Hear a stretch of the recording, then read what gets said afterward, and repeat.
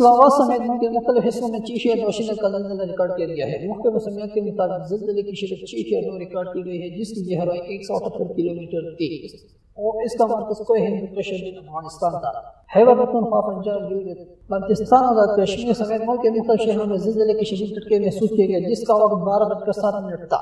اسلام آباد، لاہور، پشاور، ملتان، بکرپور، ٹیک سنگھ، حافظ آباد، گرنے والا، کمانی، سرگودا، جہلم، فیصل آباد، جموں اور ایس میدان اور کمانی سمیت دیگر شہروں میں زلزلے کے شدید جھٹکے محسوس کیے گئے۔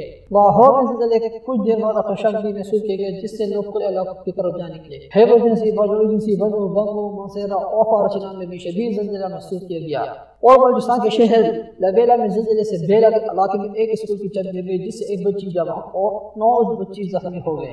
آزاد کشمیر میں زلزلے کے شدید جھٹکے محسوس کیے گئے، جہاں پونی، راولکوٹ میں خاص 15 اور دیگر مقامات پر زلزلے شدید جھٹکے محسوس کیے گئے۔ گلگت بلتستان میں سکول، کرمن، شکر، کانجے، چلاس میں بھی شدید زلزلہ محسوس کیا گیا۔ لوگ گھروں اور عمارتوں سے باہر نکل آئے۔ ملک کے مختلف شہروں میں زلزلے کے باعث لوگ شدید خوف و ہراس میں مبتلا ہو کر گھر سے باہر نکل آئے اور کلمہ طیبہ کا ورد کرنے لگے۔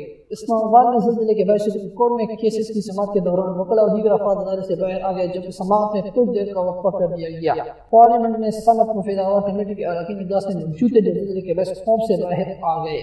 افغانستان اور بھارت میں بھی زلزلہ۔ دوسری جگہ افغانستان اور بھارت میں بھی زلزلے کی جھٹکے محسوس ہوئے اور لوگ گھروں سے باہر نکل آئے۔ امریکی جیولوجیکل سروے کے مطابق افغانستان میں بھی زلزلے کی شدت 6.2 ریکارڈ کی گئی ہے، جبکہ زلزلے کا مرکز کوہ ہند کشمیر میں صوبہ بدخشاں کا علاقہ جرم تھا۔ اگر آپ لوگوں کو یہ ویڈیو پسند آئی ہو تو اس ویڈیو کو لائک کریں، کمنٹس کریں اور اس چینل کو سبسکرائب کریں تاکہ آپ لوگوں کو آنے والے معلوماتی ویڈیوز کی اپڈیٹ مل سکے۔